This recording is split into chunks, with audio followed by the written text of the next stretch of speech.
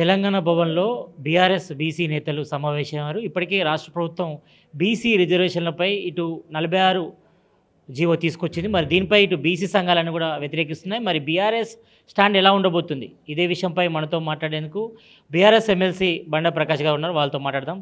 Sir చెప్పండి, బీసీలకు 40% రిజర్వేషన్ల అంశం మీద ఇప్పటికే ఇటు కాంగ్రెస్ ఒక స్టాండ్ తీసుకుంది. మరి పార్టీ పరంగా బీసీలకు 40% రిజర్వేషన్లు ఇస్తామన్నది. అదేవిధంగా నిన్న జీవో 46 కూడా తీసుకొచ్చారు కదా. అసలు జీవో 46లో ఏముంది? దీని ద్వారా బీసీలకు ఏమైనా అన్యాయం జరుగుతుందా? ఏం జరుగుతుంది అంటారు? జియో 46లో గతంలో ఉన్న రిజర్వేషన్ల మీదనే ఎన్నికలకు పోదామని ఉన్నది.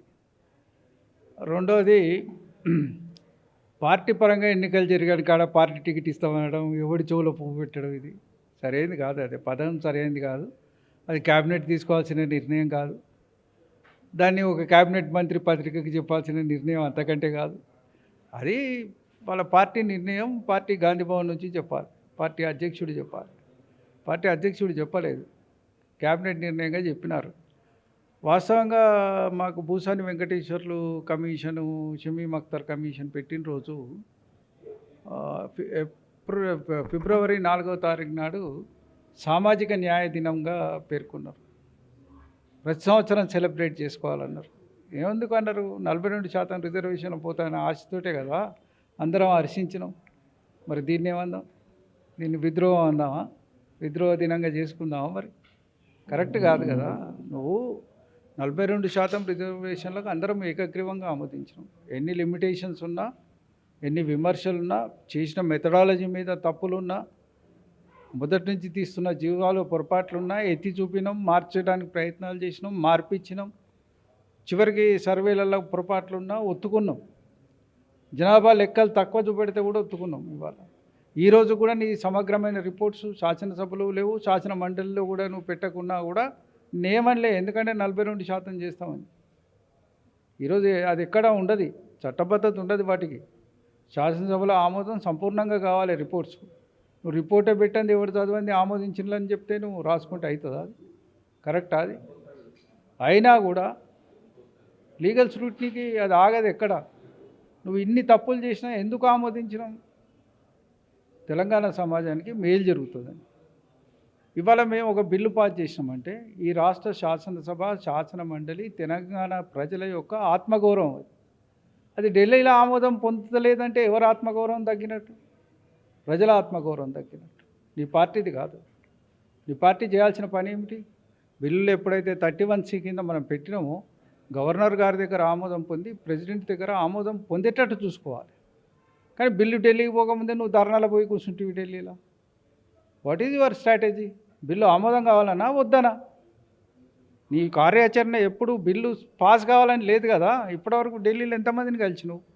ప్రధాని కలిసి రిక్వెస్ట్ చేసినావా? అధికార పార్టీని రిక్వెస్ట్ చేసినావా? ఇక్కడైతే వాళ్ళు యునానిమస్గా ఓటేసినారు కదా.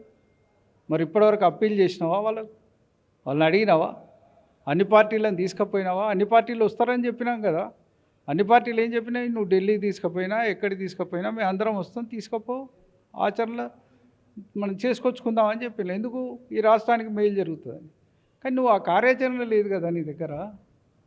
మెల్లగా అది కాకపోతే ఏది కాదని నువ్వే నిర్ణయించుకొని ఒక ఆర్డినెన్స్ తెచ్చినావు. ఆర్డినెన్స్ గక్కనే ఉన్నది, ఓ జీవో తీసినావు. ఈ జీవోకు 42% భూసాని వెంకటేశ్వర్లు రికమెండ్ చేసినని అల్ల రాసినావు. నిన్న అది కాదని చెప్పి మళ్ళీ 22% కూడా భూసాని వెంకటేశ్వర్లు రికమెండ్ చేసిన మళ్ళీ రాసినావు. ఇదేనా పద్ధతి? అంటే బీసీ కులగణన సర్వే చేశారు, తర్వాత డెడికేషన్ కమిషన్ కూడా వేయడం జరిగింది. అంటే ఈ సర్వేలోనే తప్పిదం ఉందా? మరి హైకోర్టు ఎందుకు ఆపుతుంది? ఎందుకు అసలు రీజన్ ఏంటి? సర్వేల కాదండి, గతంలో సుప్రీంకోర్టులో అనేక తీర్పులు ఉన్నాయి. 50% క్యాప్ అనేది ఉంది. 50% క్యాప్ దాటొద్దు అనేది వాళ్ళు అనేక సందర్భాల్లో చెప్పినారు. మేము మొదటి నుంచి అంటున్నాం ఏంటంటే ఈడబ్ల్యూఎస్ వచ్చిన తర్వాత 50% క్యాప్ అయిపోయింది కదరా నాయన, ఎందుకు మమ్మల్ని సతాయిస్తామని మేము అడుగుతున్నాం మొదటి. అయినా కూడా సుప్రీంకోర్టు వైఖరి మారతలేదు.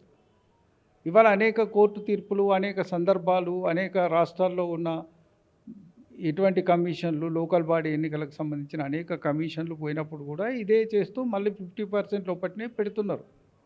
నిన్నగాక మొన్న 17th నాడు మహారాష్ట్రలో వాళ్ళు అడిగింది బీసీలకు 27% రిజర్వేషన్లే అడిగిండ్రు వాళ్ళు.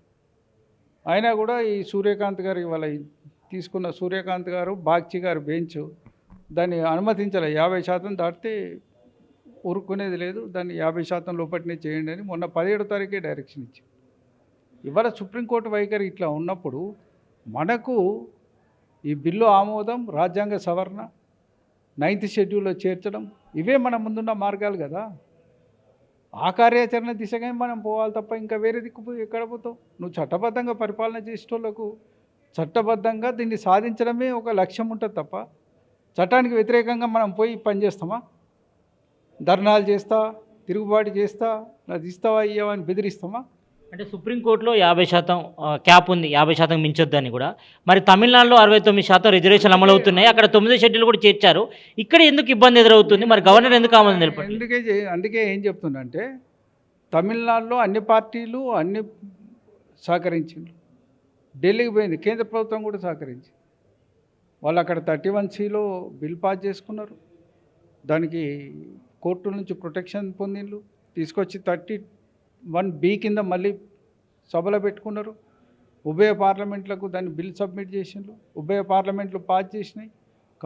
రాజ్యాంగ 76వ రాజ్యాంగ సవరణ ద్వారా దాన్ని 9th షెడ్యూల్లో చేర్చింది. ఇది ఒక పెద్ద ప్రాసెస్. ఇది ఈ దేశంలో ఉన్న 2 ప్రధాన రాజకీయ పార్టీల మధ్య సయోధ్య జరగాలి, 2 అంగీకరించాలి, 2 ఆమోదయోగ్యంతో పనిచేయాలి. ఈ దిశగా ప్రభుత్వం పనిచేసినట్టు ఎక్కడుందండి? ఉందా?